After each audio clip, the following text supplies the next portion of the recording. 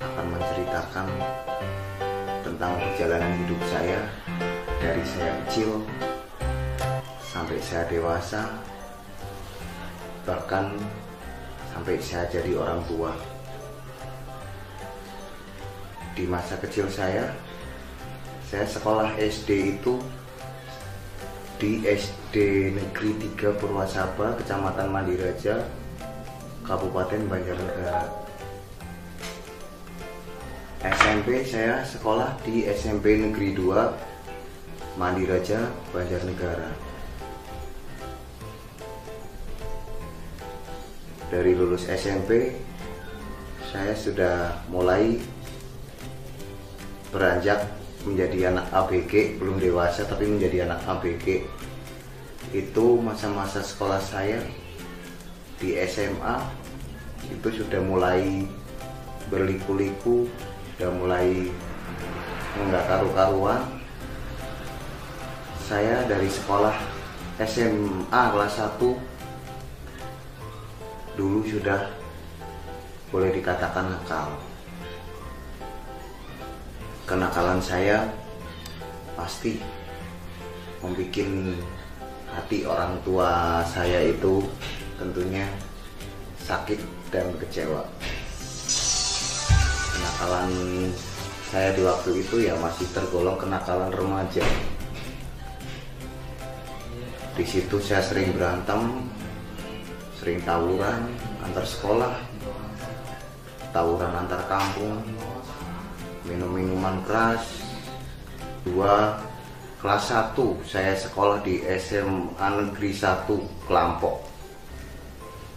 Baru 2 bulan saya sekolah di situ, saya sudah beberapa kali berantem dan tawuran. Akhirnya saya dikeluarkan dari sekolah itu.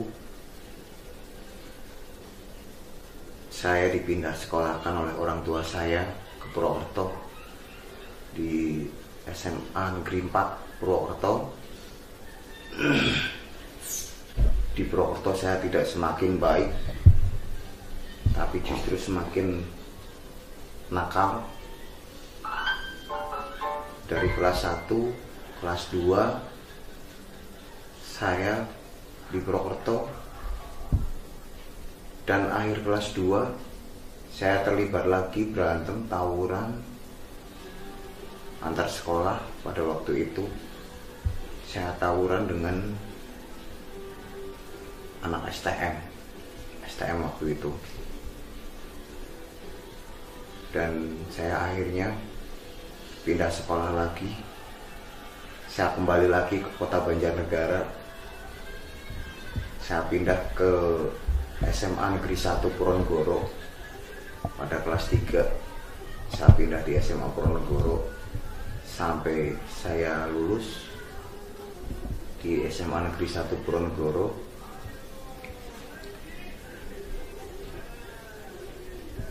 Terus saya melanjutkan studi saya di Semarang karena orang tua saya itu kepingin semua anaknya itu berpendidikan yang bagus, berpendidikan yang tinggi.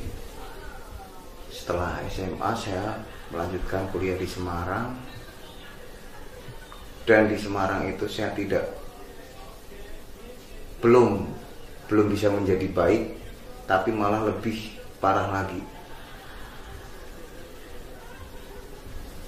Istilahnya itu kita dari desa pindah ke kota besar, ke ibu kota, yang di sana itu serba ada, apa-apa ada. Saya juga tergolong zaman dulu kala itu. Pada zaman saya sekolah saja sudah membawa mobil pada waktu itu, apalagi saya kuliah. Saya kuliah juga udah mendapat fasilitas dari orang tua, fasilitas membawa mobil. Disitulah kenakalan saya mulai.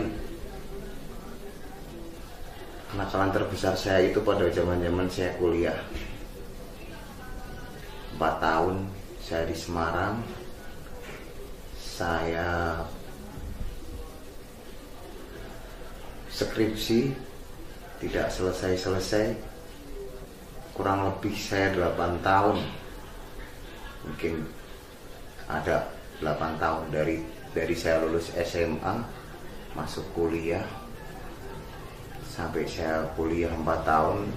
Sebenarnya mata kuliah sudah selesai semua pada waktu itu. Terus saya lanjut skripsi saya tidak pernah aktif, tidak pernah mengerjakan, tidak pernah ketemu dosen pembimbing. Akhirnya saya malas, terus saya pulang lagi ke Banjar, ikut orang tua, main-main proyek, belajar proyek dengan teman-teman almarhum bapak saya, yang akhirnya saya lulus kuliah di tahun 2000 berapa ya, saya lupa itu. Pada waktu saya masih kuliah itu saya udah punya istri. Saya sudah punya istri, saya punya anak. Saya kembali ke Banjarnegara, padahal saya masih harus kuliah. Saya juga harus bekerja, tapi bekerja saya ikut orang tua. Saya di situ malah setelah punya uang itu malah jadi tambah nggak benar.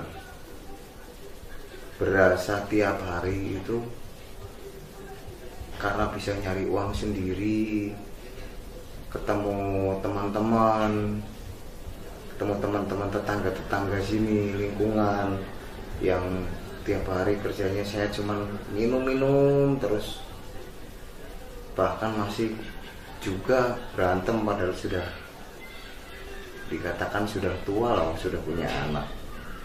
Berantem sampai akhirnya pada tahun 2013-an mungkin ya, 2013-an itu saya sudah dicalonkan oleh masyarakat untuk maju jadi kepala desa. Tapi pada waktu itu saya belum mau, karena saya berpikir untuk mengemban tugas seorang kepala desa itu adalah tugas yang tidak ringan, itu adalah tanggung jawab yang besar untuk saya.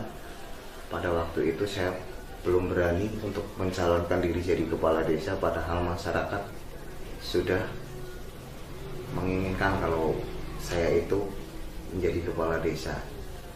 Akhirnya di tahun 2019